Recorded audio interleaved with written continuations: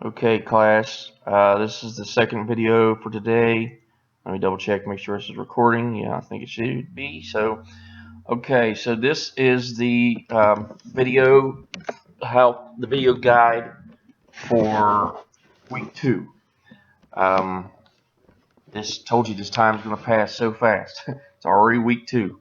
So this week you'll be writing a profile. And so if you notice here on the syllabus, hopefully you have your syllabus handy or can get it and maybe take notes if you need to. But here, if you notice on the syllabus, this is the topics for the week. You will introduce yourself to the profile as well as the introduction I'm giving you now. You'll get an introduction to the profile paper. You will have a paper, or there's actually a thing in the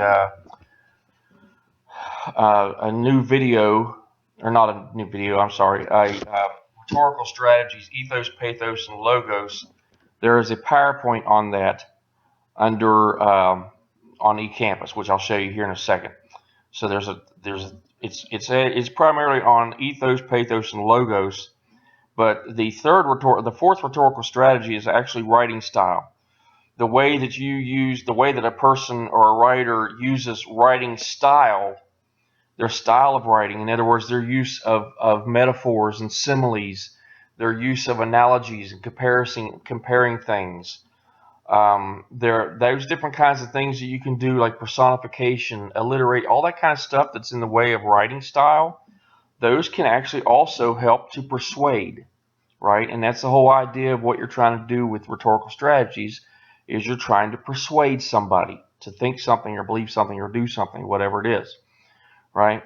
So look at those things, and then also, if you need to, if you're not sure about how style works into it, you can just Google that. You can find all kinds of information. You might Google something like rhetorical strategy of writing style, or something like that, and you should be able to find information about that. Or you might look up things like writing style as a rhetorical strategy. That might be another good way to look it up.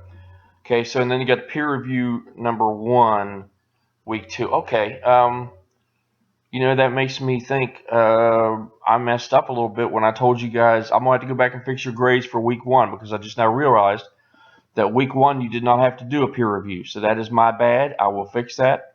I will go back to the grade book and I will take away all those zeros and get rid of that one, because you did not have to do a peer review until week 2. I apologize for that. I was still must have been still thinking about the regular class season, and then in a regular class year, you do a peer review for each paper, all 4. But in this time, since it's an online class and it's got a lot to do already, we're only going to do a couple peer reviews. So I will fix that. Sorry about that. If I freaked you out or anything, I will fix that. Okay, so that's the topics of this week. The things to read will be, of course, Chapter 3 in the Work in Progress book, WIP, Work in Progress.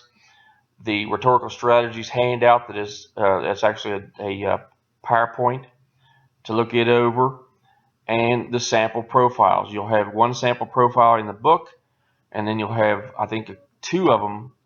And the ones that are on eCampus, those are the ones that are really good. Those are actual real profiles from an actual magazine, Morgantown magazine. So the 2 profiles that are on eCampus, those are the 2 you're going to want to really take in, okay, because they are going to be much more helpful to you. All right. The journaling for this week will simply be any questions you have, plus I want you to consider what is a profile. After you've read this stuff and learned a little bit about what a profile is, you can always do Google searches to find out what people on Google say a profile is or should be, and then simply talk about that in your journal. Tell me in your journal any questions you have, and what are your, oh crap, I didn't want that to happen. Sorry about that. Any questions you have, and what is a profile? What should a profile have in it in other words, what makes a profile a profile? Okay. Now, this week sometime you will have a quiz, easy quiz on plagiarism. I haven't made that up yet, but I'll make that up probably either today or tomorrow and put it in there. And you'll just need to do that short plagiarism quiz to help me see that you understand what to do to avoid plagiarism. Okay. So that will be sometime this week. Now, under the discussion board, for the discussion board, you're going to want to discuss this right here. Discuss what makes a profile and refer to sample profile on eCampus. So it kind of goes along with what you're doing with your journal. Your journal is private to me, but your discussion board is what everybody else can see. And I want you to discuss with each other on the profile, on the discussion board under the profile discussion. I want you to discuss what is a profile. What do you think makes a profile? What did you find that maybe somebody else didn't find about what makes a profile a good profile? Okay, and then you can refer to the sample profiles in eCampus as well to help you do that. Now, when it comes time to do the peer review, which you can do later on in the week after you've got your paper done, or at least a substantial amount of your paper done, is you want to share your paper with a peer by email and just give each other some good feedback based on the peer review page in the work in progress book, which for this one is page 83. And then just simply email me a copy of what you the feedback you actually give them.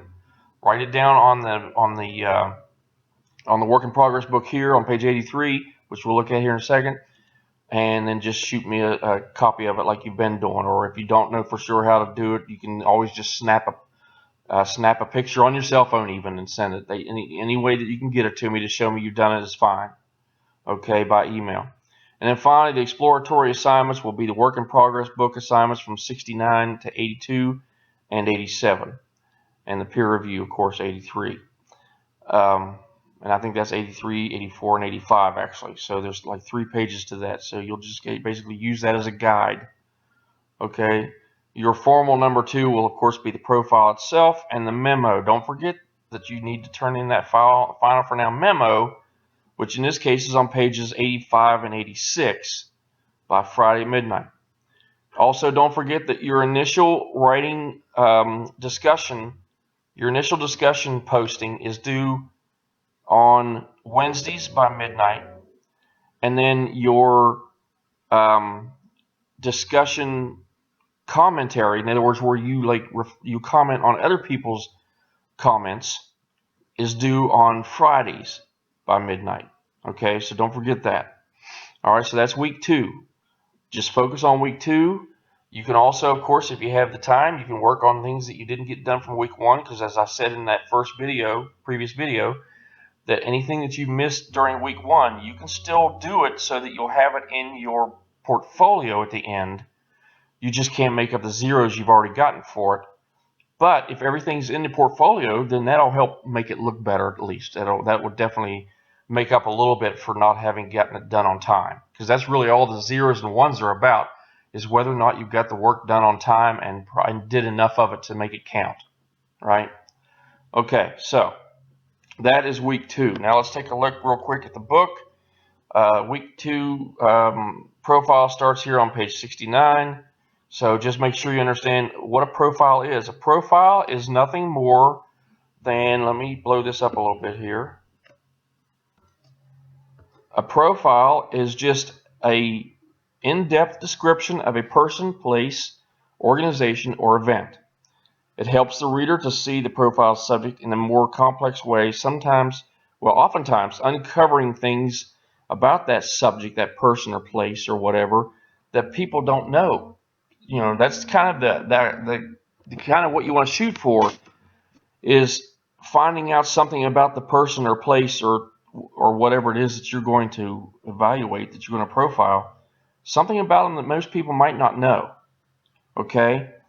Now, this one is the one that's a little scary for some students, because for this one you actually have to interview somebody. So you can do this with anybody. Normally it has to be somebody in Morgantown that you do, but of course some of you guys might be, who knows, other countries, other states, wherever. So obviously you can't come to Morgantown and do this just to do this assignment, and I obviously understand that. So all you have to do is find somebody or something, or even an event of some sort to describe and to profile.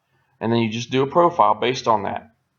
Now, if you're not real sure what a profile really looks like and how it's worded, you will get great examples of how they look and how they're worded by looking at the 2 sample two sample papers on eCampus, which I'm also going to point out to you here in just a minute. Okay, so just remember that a profile is basically where you're trying to discuss, you're trying to give an in-depth description of a person, place, organization, or event. So you might pick somebody who, a person who is particularly important, not just to you, but maybe to society, maybe a local business person who you know who is doing a great job of contributing to your community. It could be a place that is doing a great job at contributing to the community, right? Or a big part of the community. It could be an organization, like your local chapter of some kind of an organizational group. It could be something like that. For anybody that actually does live in Morgantown, you could do even your college campus organizations. You know, things like that are even okay to do. And also, if you're on camp, if you actually live here in Morgantown, you could do a person or place right there on campus if you know people there yet. You could even do an event, but obviously the only way you could do an event is if you already very recently went to it, or if you're going to go to it like tonight or tomorrow, and that way you'd have time to write about it. Event would be pretty hard to do, I think, for this summer class. Okay, but you actually do need to go, whether you pick a person or place, organization, whatever you choose, you have to interview somebody. That is a requirement. Okay, notice right here, that is a requirement of this. So you have got to do a primary research in the form of an interview. Primary research is simply research that you yourself do to find answers, which would be things like interviews, surveys, observation, which you could do with this as well. Like if you're discussing a place, you could go in and observe what the place is like, how the people interact with each other, how the customers interact with the people that work there, things like that. You could do observation, but you could also need to interview somebody. That somebody could be the person that you're evaluating or profiling. It could be a person that works at the place or owns the place you're evaluating. It could be the organization, the person who runs the organization, or maybe just somebody that works there. Something like that. The event, I really don't see anybody doing that. But if you do and you need help with it, just tell me. Just ask me. Okay? But primary research is the research you yourself conduct.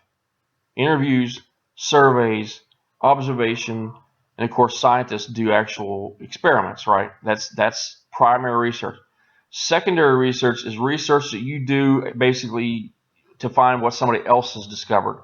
So that's when you look online to find a paper that's been written about this person to help you understand more about them, or maybe an organization's brochure to help you understand more about the organization, or maybe let's say you're doing a restaurant, and so you look at the restaurant's About Us, their website, and see more about them, right? So those are the two different kinds you're going to be doing. You should probably have a little bit of both of these, but you definitely absolutely have to have an interview. So that's going to be tough, I know, in this short week, but that's why you just got to get cracking. You got to get on it right away. Okay? So let's go to the next page. Next page is just how that, like the other one that you've seen before, tells you what I'm going to look for in assessment right here. Mind mapping chart. This is just a chart that you can use to kind of figure out who you want to profile.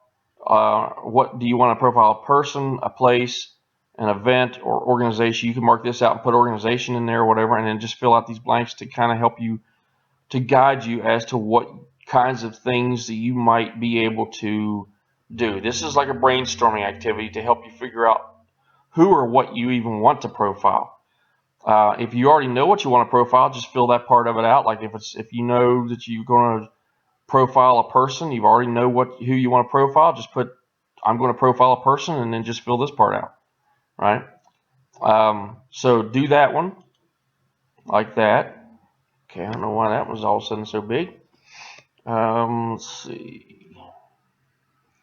So this is an activity on writing a lead. A lead is nothing more than what we would call an introduction. It's a word that journalists use to describe how they introduce their profile person or place.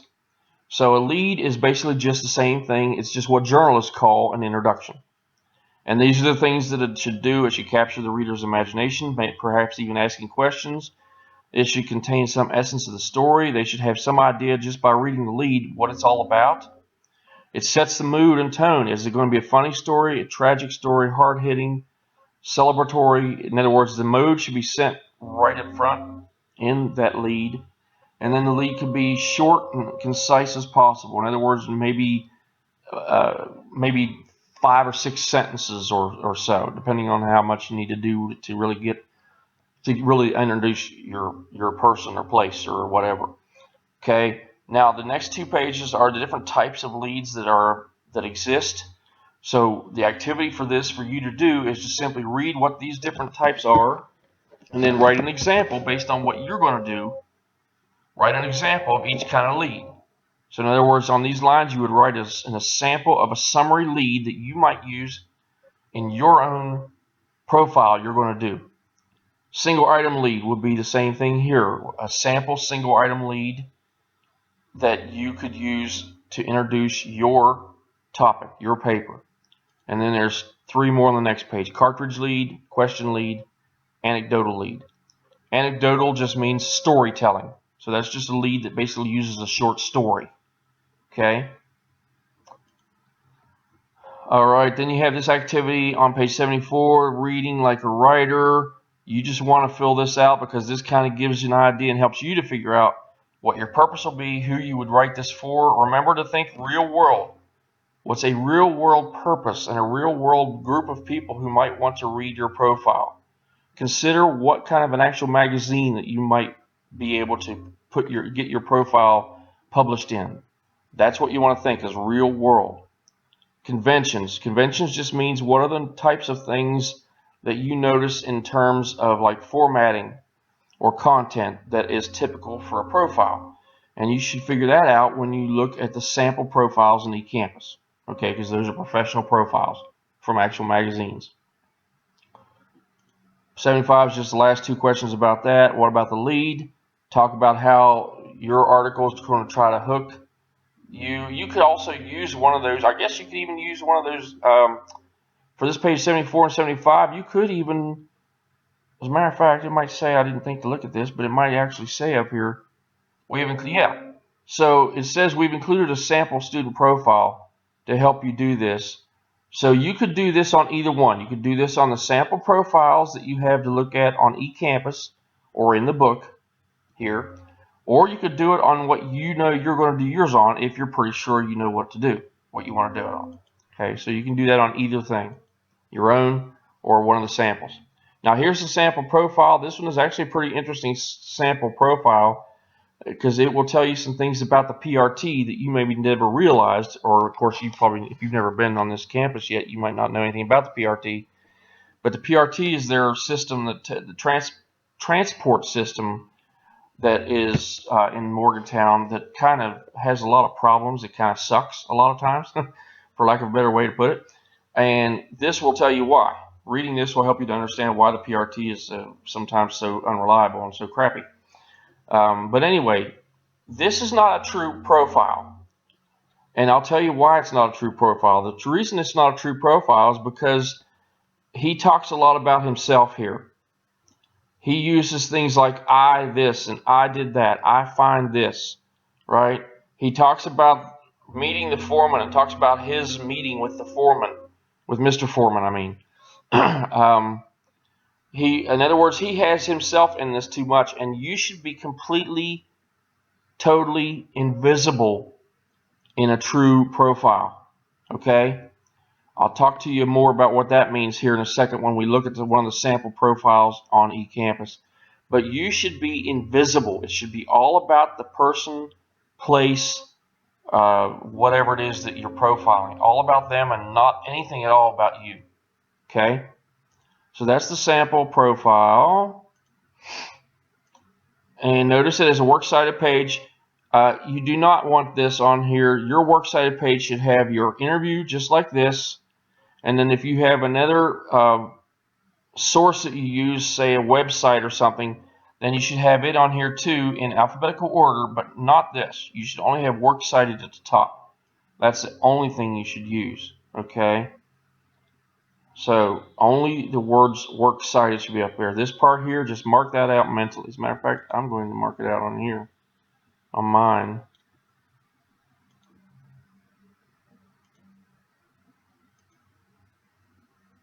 I'll mark it right out here. You don't want to use that, okay? All right. Now, this is how to use interview transcripts. You should just make sure that when you do your interview that you use direct quotes from them here and there, but don't use them too much. Your direct quotes should be sparingly used and only used to point out something that you think is very important that maybe you couldn't say it any better, so you let the person say it themselves until you use their quote. Paraphrasing and summarizing is what you're going to do when you basically tell kind of some things about the person. Maybe you might describe them a little bit about what they've maybe their accomplishments and things like that. And that would be information that you might get either from them or you might get it from like a web page or something. But since it's not really essential information that really can't be said any better by them, then you just put that into your own words and paraphrase it and summarize it. But you still have to give it credit. If you get the information that you paraphrase or summarize from a website, you have to still cite that website. Okay? Make sure you do that. Finding an angle is just simply that's kind of the perspective it's from. This might help you understand what the angle is. Think of an angle this way. Your topic, let me blow this up a little bit. Think of an angle this way. Your topic is the subject. That's the person, place, or organization, whatever that you're writing about. But your angle is the specific focus that makes your topic maybe more interesting than somebody else's profile of the same person or place. Often the best angles challenge preconceptions that audiences might have already for that subject. That goes back to what I was talking about before, where maybe you find something about that person or place that nobody knew about before. So here's an example of an angle. One WVU student chose to write about the school's rifle team. That's the topic.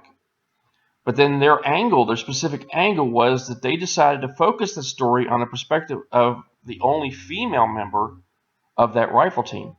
So the rifle team only had one girl on it, and they used her as their focus for their angle. So that's what an angle is about. It's just kind of how can you make it different? From what perspective can you tell this profile that will make that person or that place seem kind of different and maybe provide information that people didn't know about before. Okay, so that's what that's about. 83 is your peer review. Like I said, the peer review for this is kind of long, but the main thing you want to concentrate on is look at these things and ask and answer whether or not they've done a good job with these things here. How good is their introduction grab you? Do they use vivid, interesting language? How well do they incorporate the interview? And blah, blah, blah. So use these things as your primary points that you want to evaluate your peers' paper on. Don't worry about all this step 1, step 2 stuff. That's what we do in the classroom when we can everybody can pair up or group up and form groups and actually do it the way it was intended.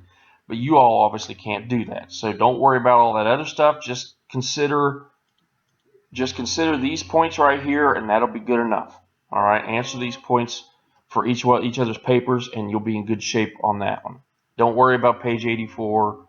Okay, so 85, now that's your cover memo. Make sure you do your cover memo with your essay.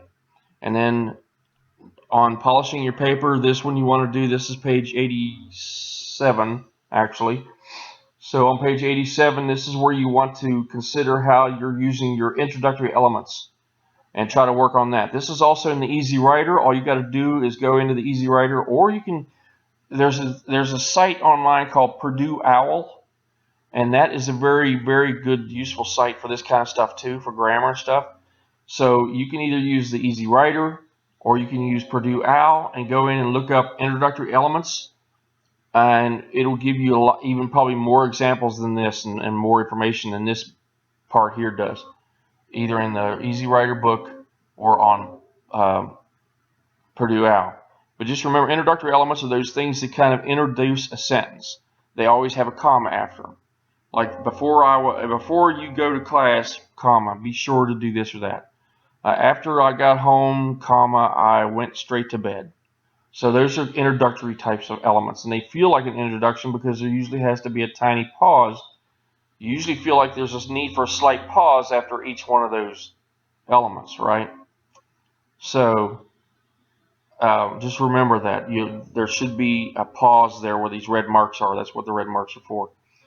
Okay, and that should be it. That's chapter 3. If there's any question about what I just went over, don't hesitate to ask in the discussion board, as well as if you want to privately with me. Either way. Now, let's take a look at the lessons here. Under profile, if you go up here to lessons, you click on lessons and it brings you to the profile, brings you this page. Click on profile and you will see under profile the sample profile of a resource or place, sample profile of a person. These are both very good. They're both from Morgantown Magazine, so they're both places on WVU actually here at school. Here's a profile how-to site. You can look at this site and find out how to write a profile. Gives you good information about how to write a profile. Here's an information site that will give you information about how to do a good interview. Okay, definitely look at these things. Look at all these things. And here's the Ethos, Logos, and Pathos PowerPoint I was telling you about. Remember, this PowerPoint does not, I don't think it talks about, it doesn't talk about using style as one of those rhetorical strategies. So you may want to look that up on Google or something. But just remember that style, writing style, in other words, use of metaphors and similes and comparative statements and stuff, those all can help your rhetoric. They can all help to make your point, right? So those are some sources that you have, resources you should take a look at. Just to give you an idea of what they look like, I want to make sure they still work, first of all. This is the Morgantown Magazine one on a place. This is the WVU Media Innovation Center. And if you read these, when you read these, you definitely need to read these. When you read these, you will notice that this is written by Dana Kester. But as you read this, you will notice that there is no indication whatsoever of her in the paper. Throughout the paper, she never says I. She never refers to herself. She never refers to the interview itself. So you want to remember that. Write like these people write in these two samples. You never want to refer to your interview. You never want to say things like, during my interview, so-and-so said, blah, blah, blah. You don't want to say that. You also don't want to have a question-answer thing. You don't want to say something like, so I asked so-and-so, what is your favorite blah, blah, blah? And so-and-so answered by saying blah, blah, blah. And then I asked, well, you don't want to do that. A question-answer series is terrible. Worst thing to do. Don't do question-answer. Don't do a Q&A. Make sure you keep yourself completely out of it and just make it all about the place, right? This is all about the place. She never once talks about herself or the interview or her questions or anything like that, okay? That's how you want to write it. Okay, so that's about it. I think that's about all I got for that one. So if you have any questions, just remember that you can always email me questions, or you can ask them on the journal, or you can ask them in the discussion board. You have 3 ways of getting questions answered. So should be no excuse for not knowing something, because you can easily ask and find out. Okay? Don't forget to do your journals. A lot of people did not do journals this week, and also people did not do discussions at all. Some of you did. They're the ones. Obviously, there were some of you who were active and did most things, and that's great. So just remember that you need to do everything that you can get done by that Friday night at midnight. Okay, pace yourself, but get something done. Work on it every day. Something on it every day. If you try to cram at the end of the week, you're just not going to do well at all. You're going to really struggle with it. You're going to hate it. If you may already hate it, but you're definitely going to hate what you're having to do if you're cramming it all in at the end of the week. That's just not going to work for you. I can promise it. So pace yourself and just make sure you get everything done and turned in as soon as you can, and that way you will be ahead of the game. Okay? So I will talk to you again later.